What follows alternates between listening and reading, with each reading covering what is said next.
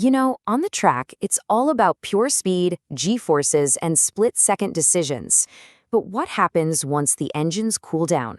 Well, a whole different kind of race begins. The money race. We're about to dive into the massive fortunes of NASCAR's wealthiest drivers. And believe me, the numbers are absolutely staggering. So who is NASCAR's richest driver? It's the question every single one of us fans has probably wondered at some point, right? We see the giant sponsors, we see the lifestyle, but what does that all actually add up to? Who really holds pole position when it comes to cold, hard cash? Well, the answer? It's in a league of its own. And it might just surprise you, not just because of who it is, but because of the sheer scale of their wealth. So let's do this. Let's count down the top 10. All right, kicking things off, we've got what we're calling the chase pack. Think of these drivers as jockeying for position.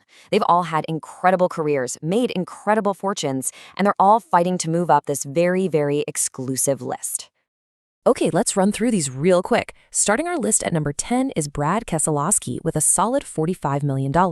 Moving on up, we have Carl Edwards, Denny Hamlin, and Kevin Harvick, all packed in there with fortunes between $60 and $70 million. Then, cracking the $80 million mark at number 6, you've got Kyle Busch. But sharing that spot, also with $80 million, is a genuine trailblazer, Danica Patrick. And this is huge. She is the only woman to make this elite list, a truly monumental achievement in the sport. Pulling ahead into the number 4 spot is Smoke himself, Tony Stewart, with an estimated net worth of up to $100 million. Now, that is a massive fortune for sure. But this is where things start to get really crazy. He's the last driver on this tier before the wealth gaps become truly, truly staggering. So now we move to the podium, and let me tell you, getting here requires a huge financial leap. We're not just talking a few million anymore. This is a completely different level of wealth. And this chart right here illustrates that jump perfectly. Just look at the bar for Tony Stewart at number 4. Now see the gap to number 3, Jimmy Johnson, and then look at the jump again to number 2, Jeff Gordon. The scale of wealth is just on another level. Let's break it down.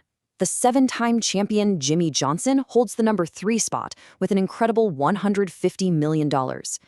And just ahead of him, the legendary Jeff Gordon is sitting pretty at number 2, with a staggering $200 million net worth.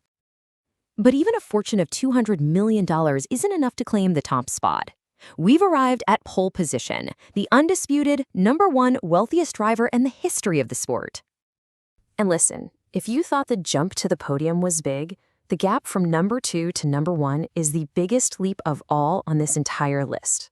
Are you ready for this? The net worth of NASCAR's richest driver is estimated to be somewhere between $300 and $400 million. Just let that number sink in for a second. It's in a completely different stratosphere. And the man holding that title is none other than Dale Earnhardt Jr. His massive fortune wasn't just built on the track. It's the result of a powerful personal brand, massive endorsements, and some incredibly savvy business ventures that have made him the undisputed financial champion of NASCAR. And to put his wealth in perspective, this table says it all. Dale Jr.'s net worth is roughly equal to the combined fortunes of drivers 6 through 10. I mean, think about that. One man's fortune is equal to that of 5 other racing legends combined. That's just wild. So, as we head into our final lap here, what does all this money actually mean for the sport? It's time to zoom out and look at the big picture. When you add it all up, just the 10 drivers on this list have a combined net worth of over $1.1 billion. That's a stunning testament to the commercial power of NASCAR and, of course, the incredible star power of its top athletes. It really makes you wonder, though. After the checkered flag waves and the engines go silent, is this financial race the one that truly defines a legacy in the long run? Something to think about.